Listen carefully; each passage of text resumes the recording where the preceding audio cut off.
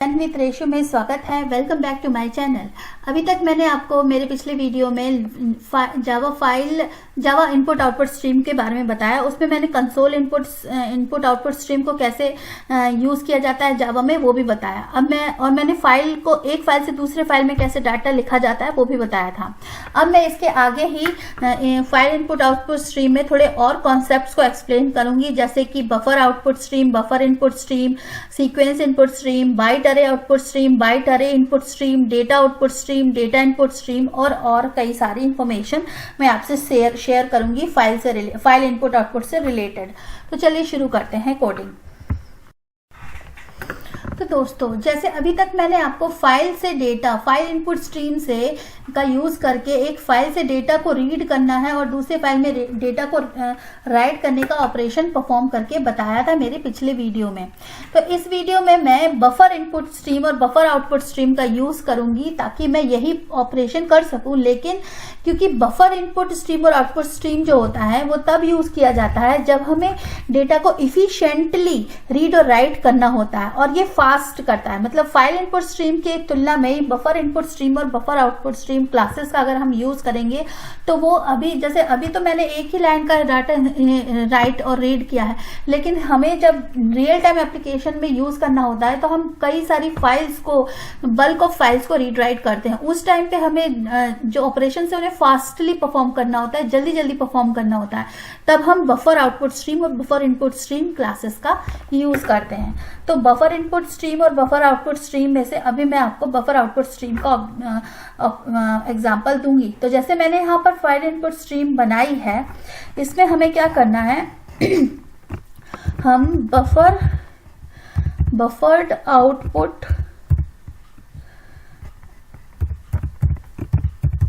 Stream class को call करेंगे, इसका ऑब्जेक्ट बनाएंगे और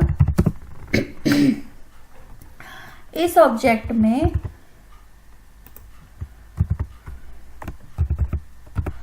तो देखिए ये जो है आउटपुट स्ट्रीम मैंने बनाई थी, इसको मैं यहां पर इसके बाद यहां कॉल करूंगी और इस फाइल आउटपुट स्ट्रीम के ऑब्जेक्ट को इसमें पेस्ट कर दूंगी।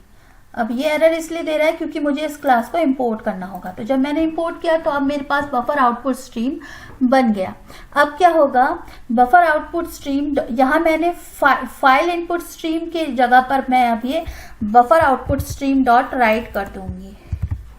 ठीक है, बस इतना सा काम करना है।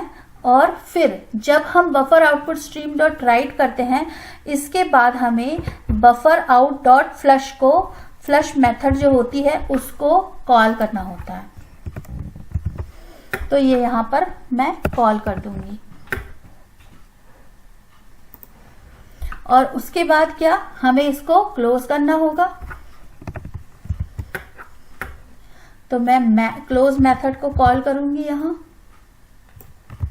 तो हमें ये बफर आउटपुट को हमने क्लोज कर दिया और जब ये ऑपरेशन परफॉर्म हो जाएगा तो ये सक्सेस मैसेज यहां कंसोल में शो होगा। तो चलिए देखते हैं। पहले मैं फाइल में से ये डिलीट कर देती हूँ या फिर मैं कुछ और प्रिंट कर देती हूँ। जैसे कि मैंने इस फाइल टेक्स्ट आउट में इसकी जगह पर welcome to learn with Resho your fav channel. ठीक है, ये मैंने यहां पर प्रिंट करना है। किसमें, इसमें यहां पर ये लिखा है, मैं इसको भी डिलीट मार देती हूँ और इसे सेव कर देती हूँ। तो ये जो टेस्ट आउट 1.txt फाइल है, इसमें मैं ये जो मैंने इस दूसरी क्लास में मैसेज लिखा है उसको प्रिंट करना। तो चलिए मैं प्रिंट करने के लिए इसे रन करती हूँ। जैसे मैंने रन किया तो मुझे यहां सक्सेस मिली। अब मैं इसको पहले बंद करती हूँ और फिर इसे ओपन करती हूँ। तो देखिए यहां पर मुझे welcome to learn with Resho your fave channel print होकर आ गया text_out.1txt फाइल में। तो इस तरीके से हम बफर इनपुट स्ट्रीम और बफर आउटपुट स्ट्रीम का यूज करके राइट कर सकते हैं। हम रीड भी कर सकते थे। तो अगर मुझे यहाँ पर रीड करना होता तो मैं क्या करती, जस्ट सिंपली इसको यहाँ आउटपुट की जगह इनपुट कर देती, input stream buffer input stream, और यहाँ एफ आउट की जगह एफ इन कर दूंगी और इसको मैं इंपोर्ट कर लूंगी और यहाँ पर इसे एफ इन कर दूंगी। अब क्या होगा, इनपुट स्ट्रीम, अब यहाँ पर मैं बी इन करूंगी, ठीक है। तो अब क्या होगा, ये जो फाइल इनपुट स्ट्रीम है ये बफर इनपुट स्ट्रीम में गया इस ऑब्जेक्ट का, और फिर ये जो है ये बफर इनपुट स्ट्रीम हमारे पास हो गया जो कि रीड करेगा, ठीक है। इनपुट स्ट्रीम को रीड करेगा और आउटपुट स्ट्रीम में प्रिंट करेगा। तो हम बहुत तरीके से लॉजिक बना सकते हैं। ये मैंने आपको बिल्कुल बेसिक सिंपल लॉजिक करके बताया। तो अभी तो क्योंकि ये मेरे पास पहले से लिखा था इसलिए ये यही का यही शो किया। मैं इसको डिलीट मार देती हूँ, इसको सेव कर देती हूँ। तो अब इस फाइल में कुछ नहीं लिखा है और अब मैं दूसरी फाइल ओपन करती हूँ और इसमें मैं लिखती हूँ ऑलवेज वांटेड टू सी, ठीक है, कुछ भी लिख रही हूँ मैं। तो इसको सेव कर देती हूँ। अब क्या होगा, जब मैं इस प्रोग्राम को रन करूंगी तो ये text_out.1 में मेरा जो मैंने सिंटैक्स दिया है वो प्रिंट करके दे दिया। तो इस तरीके से मैंने एक फाइल से दूसरे फाइल पे बफर इनपुट आउटपुट स्ट्रीम का यूज करके डाटा को लिखा। बेसिकली ये बहुत ही इजी चीज है।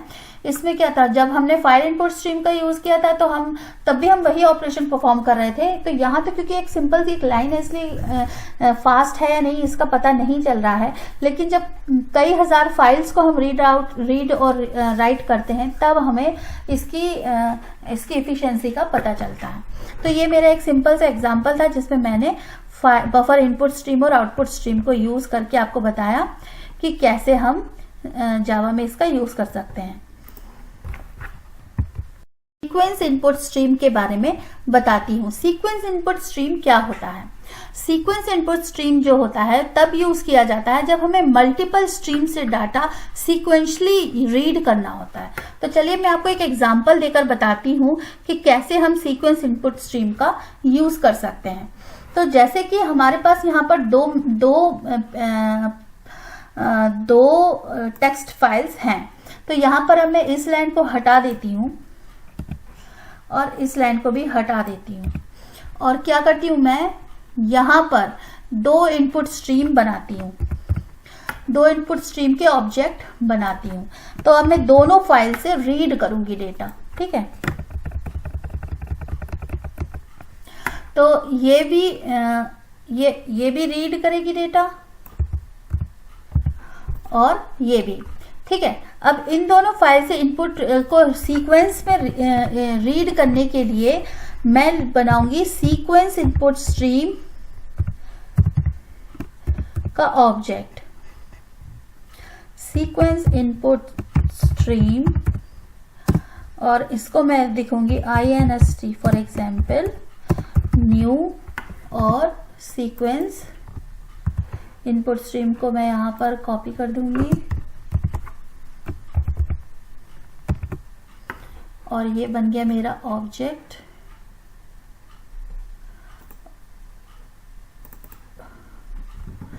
ठीक है, और अब मैं इस इनपुट स्ट्रीम में सीक्वेंस इनपुट स्ट्रीम में fin1 दे दूंगी। ये एरर क्यों दे रहा है? शायद मैंने इसकी स्पेलिंग गलत लिख दी है। अब सही। तो देखिए यहाँ पर मैंने सीक्वेंस इनपुट स्ट्रीम, अब ये दो फाइल्स जो हैं एक मिनट, मैं यहाँ पर इसे रीड भी करूँगी, तो मैं इन सीक्वेंस इनपुट स्ट्रीम को यहाँ रीड ऑपरेशन में, यहाँ वाइल लूप में लिखूंगी रीड, और यहाँ पर मैं जो है इसके कैरेक्टर को प्रिंट कर दूंगी। तो यहाँ मैं प्रिंट स्टेटमेंट लेती हूँ, 1 बाय 1 ये प्रिंट कर देगा। ये फ्लश को मैं हटा देती हूँ और इसको भी हटा देती हूँ और इसको भी हटा देती हूँ, ठीक है। और अब मैं फिन 1 को तो मैंने क्लोज कर दिया, फिन को तो क्लोज कर दिया, फिन 1 को भी क्लोज कर दूंगी। तो इस तरीके से मेरा ये, और मैं यहाँ पर एक चीज और क्लोज करूंगी, मैं इन सीक्वेंस से आउट इनपुट स्ट्रीम को भी क्लोज कर दूंगी, ठीक है। तो अब क्या करती हूँ मैं इसे, अब मैं इन दो फाइल्स में, इस फाइल में कुछ ऐसा लिखती हूँ जिससे थोड़ा अंतर महसूस हो। तो मैं यहाँ लिखती हूँ फाइल 1 एंड इसको सेव करती हूँ। उसके बाद मैं लिखती हूँ इसमें,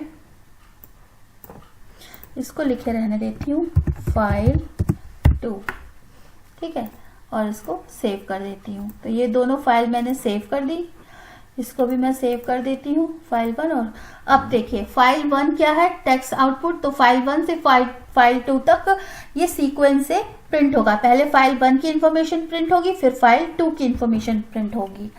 और ये हम कहाँ यूज करते हैं ये भी मैं आपको एग्जांपल से बताऊंगी। तो यहाँ पर आउटपुट में देखिए, क्योंकि मैंने कंसोल में आउटपुट में प्रिंट कराया था इसलिए ये यहाँ, तो पहले फाइल 1 प्रिंट हुआ, फाइल 1, और फिर welcome to learn with Reshu और फेवरेट ऑलवेज फाइल 2 और सक्सेस प्रिंट हुआ। अब यहाँ एक चीज देखने की है कि ये जो है ये एक ऐसे मतलब ऊपर से नीचे तक प्रिंट हुआ। अगर मैं इसे चाहती हूं कि ये ऐसे लाइन में प्रिंट हो तो मैं क्या करूंगी। तो मैंने एक गलती कर दी थी यहाँ पर कि मैंने ये ln यूज कर लिया था, प्रिंट ln। ये गलती नहीं, एक तरीके से मैं आपको ये बताना चाहती थी कि मैंने यहाँ प्रिंट ln यूज किया था। अगर मैं सिर्फ प्रिंट यूज करती मेथड को तो ये एक ही लाइन में मुझे आउटपुट देता। देखिए अब ये एक लाइन में आउटपुट देगा।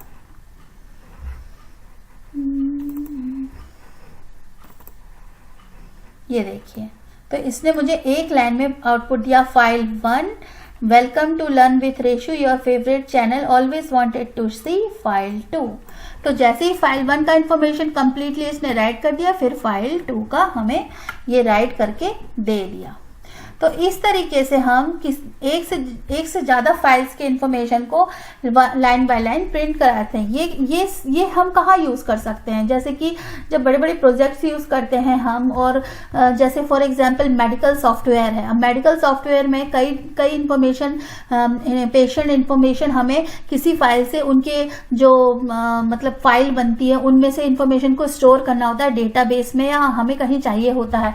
तो हम वन बाय वन पेशेंट की इंफॉर्मेशन को अगर हमें रीड करना होता है, तो जैसे पहले पेशेंट की इंफॉर्मेशन रीड की, उसके बाद दूसरे पेशेंट की रीड की, फिर तीसरे, ऐसे हम लूप में कई सारी फाइल्स के इंफॉर्मेशन को रीड कर सकते हैं।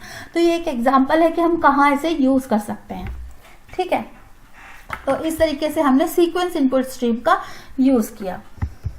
अरे आउटपुट स्ट्रीम के बारे में कि बाइट अरे आउटपुट स्ट्रीम क्या होता है। देखिए बाइट अरे आउटपुट स्ट्रीम जो होता है, इस क्लास का हम यूज तब करते हैं जब हमें एक ही टाइप के डेटा को कई सारी फाइल्स में रीड या राइट करना होता है, ठीक है।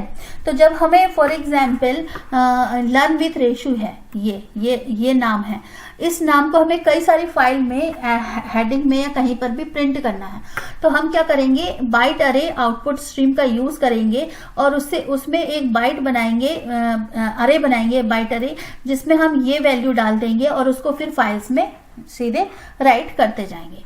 तो आइए चलिए मैं कोड एग्जांपल के थ्रू आपको बताती हूँ कि कैसे हम बाइट अरे इनपुट स्ट्रीम का आउटपुट स्ट्रीम का यूज करते हैं। तो जैसे मेरे पास ये दो इनपुट स्ट्रीम है, ठीक है। अब मैं इसे फिर से आउटपुट स्ट्रीम में चेंज कर दूंगी। Output stream, file output stream. हमारे पास दो फाइल आउटपुट स्ट्रीम है। यहाँ पर मैंने बना दिया फाइल आउटपुट स्ट्रीम। अब मैं यहाँ पर सीक्वेंस इनपुट स्ट्रीम की जगह बाइट अरे आउट स्ट्रीम क्लास को का ऑब्जेक्ट बना दूंगी।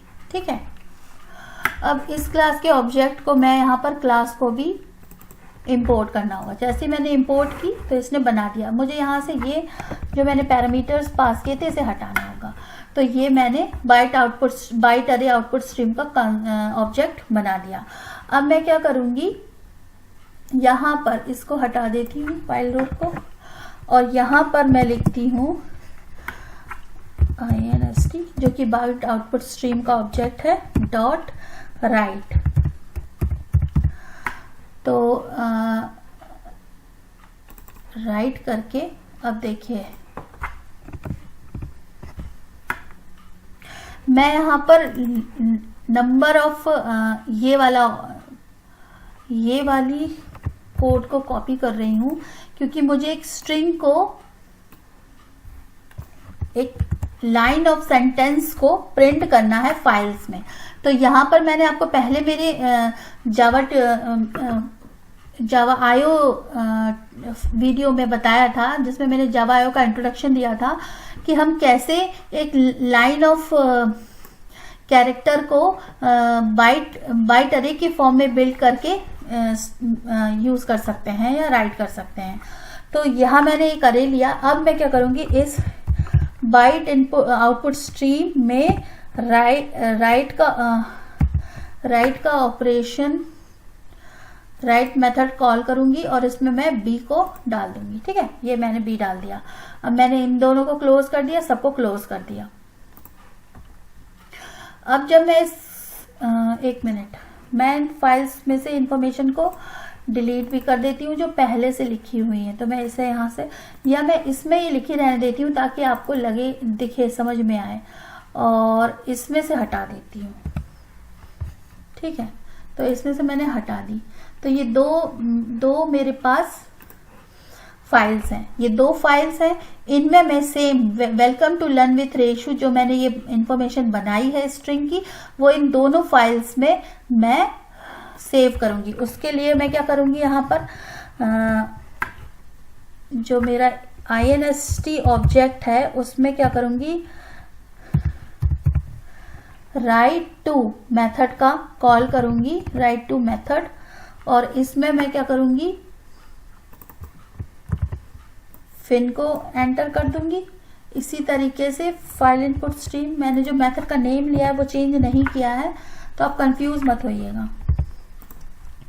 तो मैंने ये दोनों आउटपुट स्ट्रीम को यहाँ पर प्रिंट करने के राइट कर दिया। पहले मैंने इसमें बी राइट किया इस फाइल आउटपुट अरे आउटपुट स्ट्रीम में, तो एक अरे बन गया जिसमें ये इन्फॉर्मेशन चली गई, कैरेक्टर ऑफ अरे, और उसके बाद वो अरे इन दोनों फाइल्स में प्रिंट हो जाएगा।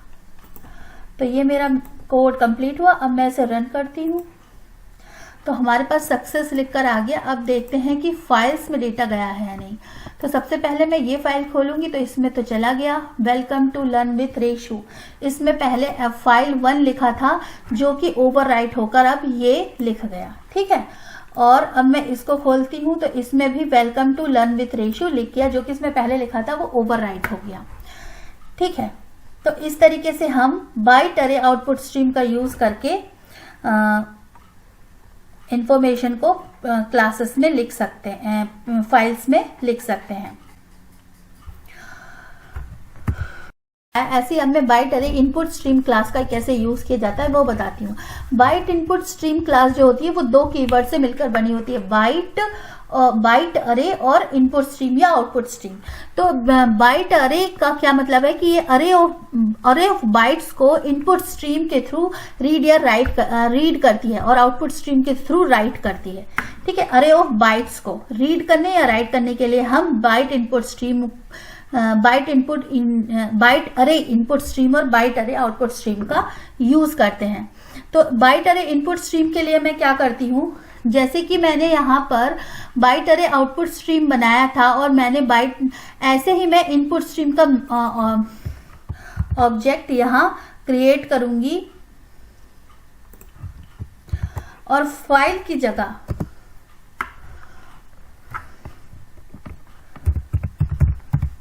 जैसे मैंने यहाँ पर इनपुट क्रिएट किया बाइट अरे, और यहाँ पर मैं इनपुट लिख देती हूँ और इसकी क्लास को मैं इंपोर्ट कर लेती हूँ। तो अब मेरे पास बाइट अरे इनपुट स्ट्रीम हो गया। अब इसमें क्या रहता है, हमें देना पड़ता है इंफॉर्मेशन। तो जैसे कि मैं यहाँ पर ये मैंने फाइल इनपुट इनको हटा देती हूँ मैं, ठीक है। अब मैं क्या करूँगी, एक बाइट बनाऊंगी, बाइट ऑब्जेक्ट, बाइट नाम का ऑब्जेक्ट बनाऊंगी, कैरेक्टर मतलब बाइट नाम का एक अरे बनाऊंगी, बाइट अरे बनाऊंगी मैं, सॉरी मैं थोड़ा ये, और इस अरे में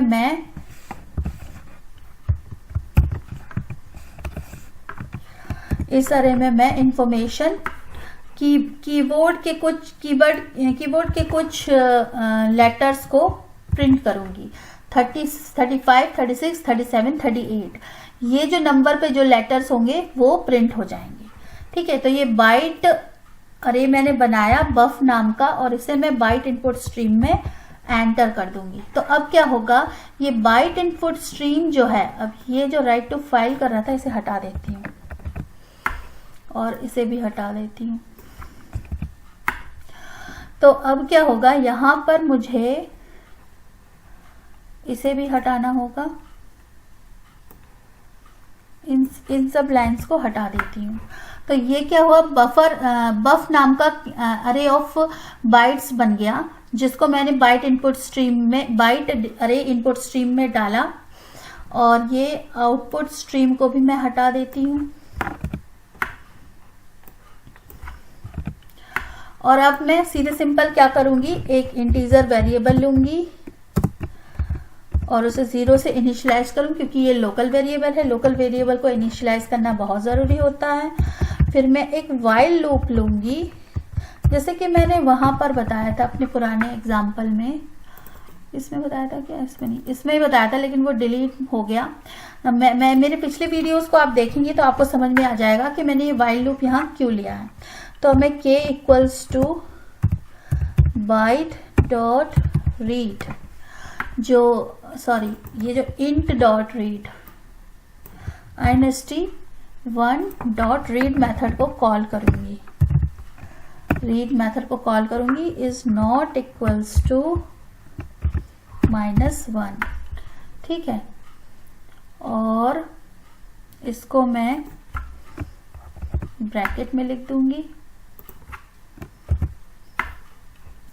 और अब मैं क्या करूंगी, यहाँ पर खैर नाम का खैर टाइप का कैरेक्टर वेरिएबल बनाऊंगी, उसे खैर से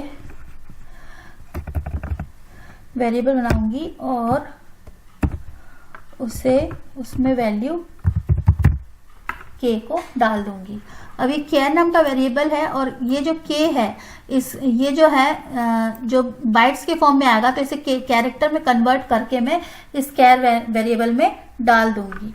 और यहाँ पर एक system.out.println सिंटैक्स लिखूंगी और यहाँ पर मैं इसका वैल्यू लिखूंगी कि इसकी आस्की वैल्यू जो क्या है, आस्की वैल्यू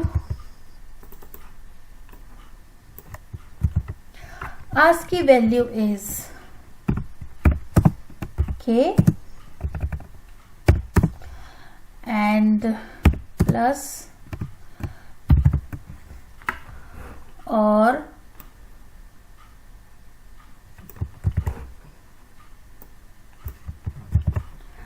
जो स्पेशल कैरेक्टर है वो CH होगा, ठीक है। तो CH क्या होगा, स्पेशल कैरेक्टर, उसकी आस्की वैल्यू होगी k, ठीक है। ये यहाँ लूप में प्रिंट होता जाएगा और जब सब हो जाएगा, इसको हटा देती हूँ सक्सेस को ताकि कंफ्यूजन ना हो। अब देखिए